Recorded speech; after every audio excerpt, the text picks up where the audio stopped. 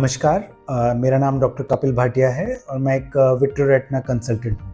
आज हम जिस बीमारी की बात करेंगे वो बहुत ही कॉमन बीमारी है, नज़र को कम करती है और जिसका पता कई बार बहुत लेट पता लगता है। उसका नाम है डायबिटिक रेटिनोपैथी, मतलब पर्दे की बीमारी जिसका असर डायरेक्टली आपकी शुगर की बीमारी से जुड़ा हुआ है।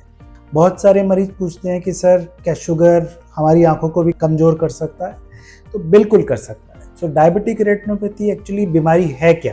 बहुत सालों से अगर आपकी शुगर कंट्रोल नहीं है, शुगर ऊंची नीची अप एंड डाउन हो रही है, शुगर से धीरे धीरे आँख की जो खून की नसें हैं उनको डैमेज होना शुरू हो जाता है और उनसे खून के धब्बे, खून निकलना, आँख के अंदर लीकेज शुरू हो जाता है और आँख के अंदर तरह तरह की सूजन भी शुरू हो जाती है जो धीरे धीरे बढ़कर आँख की रोशनी को भी कम कर सकती है। तो बहुत इंपॉर्टेंट है शुगर वाले मरीजों को कि अपनी आंखों का चेकअप कराते रहें, रेगुलर चेकअप कराते रहें ताकि इसको हम जल्दी पकड़ सकें। अब बहुत सारे मरीज ये भी हमसे पूछते हैं कि सर हमें पता कैसे लगेगा कि शुगर के मरीज में, हमारी बीमारी में, कि हमारी आंखों में पर्दे की दिक्कत शुरू हो गई है। देखिए, शुगर की जो ये रेटिनोपैथी है ये भी कई टाइप की होती है। हम इसको माइल्ड, मॉडरेट, सीवियर और वेरी सीवियर प्रोलिफरेटिव बोलते हैं, मतलब कि थोड़ी सी कम सीरियस, ज़्यादा सीरियस और बहुत सीरियस।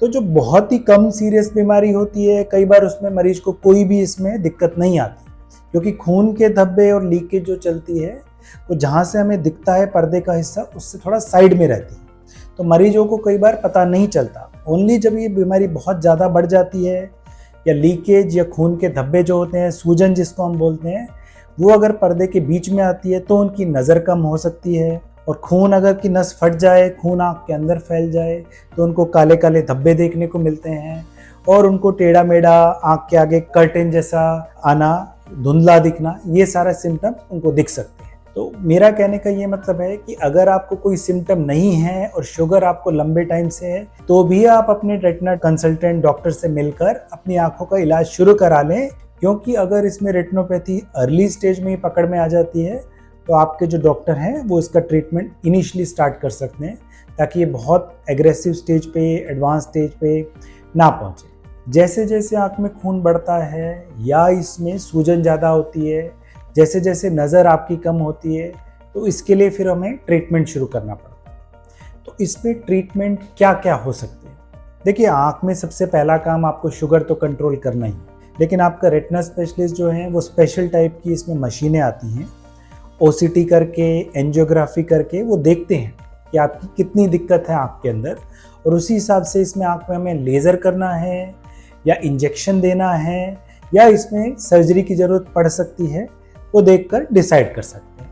इसलिए बेटर है आप अपने रेटिना स्पेशलिस्ट से मिलके उन्हें अपनी बीमारी का दिखाएं ताकि वो बता सके कौन सी ट्रीटमेंट आपके लिए बेस्ट होगी। बहुत सारे मरीजों का एक बहुत कॉमन क्वेश्चन है कि सर हमारी शुगर तो आज भी हमने चेक की है, बिल्कुल नॉर्मल आई है, तो हमारी आंखें कैसे ठीक नहीं हैं? हमने तो कल परसों भी 15 दिन से शुगर चेक कर रहे हैं। देखिए, शुगर की जो बीमारी है बहुत लंबी बीमारी है। ऐसा नहीं है कि आपकी 15 दिन, महीना, 2 महीना शुगर नॉर्मल रही हो और आगे सब नॉर्मल हो जाए।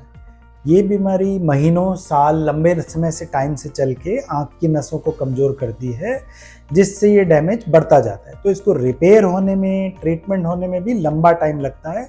कई बार इसमें बार बार ट्रीटमेंट, इलाज करना पड़ता है या फिर इसमें इंजेक्शन भी बार बार देने पड़ते हैं। तो ज़रूरी नहीं है कि आपकी शुगर आज नॉर्मल है तो वो बहुत जल्दी ठीक हो जाएगा। जो शुगर का इलाज है वो ज़रूर करें, उसका असर आने में भी महीनों, साल लग सकते हैं। तो एक लंबी बीमारी है, तो इसलिए बहुत इम्पॉर्टेंट है अगर आपको कोई सिम्टम नहीं भी हैं, आपको, आपके रिश्तेदारों को, माँ बाप को, दादाजी को, घर में किसी को भी अगर शुगर की ऐसी बीमारी है तो जल्दी पुतली फैलाकर अपने पर्दे वाले डॉक्टर से एक बार इसका चेकअप जरूर कराएं ताकि इसको जल्दी स्टेज में पकड़ में ला सके और इसका ट्रीटमेंट जो भी है शुरू किया जा सके। और अगर आप मुझसे चेकअप कराना चाहते हैं तो आपकी स्क्रीन पर मेरा फ़ोन नंबर भी आ जाएगा। मैं अपनी रेटिना की सर्विसेज कैलगरी आई हॉस्पिटल में भी देता हूँ और बाकी जगह पर भी 2-3 हॉस्पिटल में मैं देता हूँ। आप मुझसे संपर्क कर सकते हैं और पर्दे की जांच के लिए मुझसे मिल सकते हैं। धन्यवाद।